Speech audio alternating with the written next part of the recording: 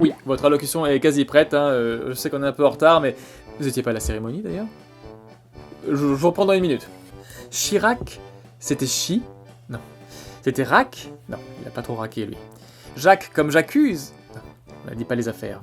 C'était un grand homme, 1m89 tout de même, une force immobile dans le changement, le nez face au vent, un nez qu'il avait grand aussi, mais fin, le nez fin d'un grand homme. On pouvait dire au Dieu bien des choses en somme. Ouais, c'est bien ça. Prêt à tout pour gagner, enfin, toujours prêt à gagner, même s'il a pas mal perdu aussi. Malgré les nombreux échecs, à répétition, toujours à la tête de son parti. Symbole de l'ambition et de la détermination, à la mairie de Paris, il a développé de nombreux projets, notamment immobiliers, hein, avec les HLM, les BTP, les marchés publics. On gagne, on voit après, disait-il si bien. En un mot, super menteur, vendeur, super. Bon, il a fait les fonds de tiroir. Hein. Un homme au fond du terroir. Il aimait sa petite mousse au salon de l'agriculture, taper le cul des vaches. Un vrai français, 100% pur bœuf, pure race. Non.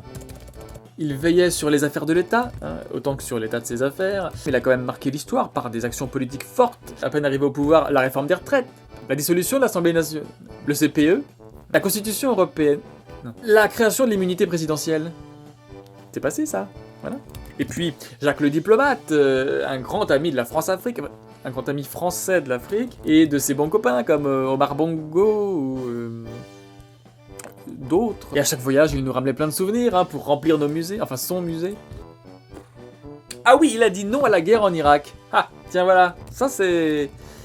Et la Coupe du Monde 98, il l'a gagné, hein, lui qui détestait le foot avant. Et puis l'environnement. L'environnement.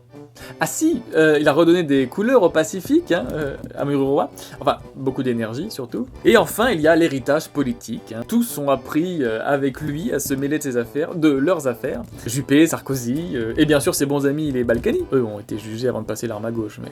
La France est émue de perdre l'un des siens. J'étais hier dans une brasserie qui lui a rendu hommage à sa manière. Moi dans la tête de veau c'est toujours les yeux qui me...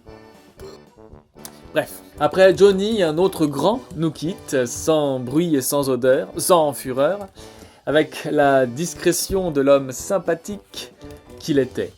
Au revoir. Non, merde, ça c'est pas lui. Il est toujours en vie d'ailleurs. Ça l'a presque revigoré, hein.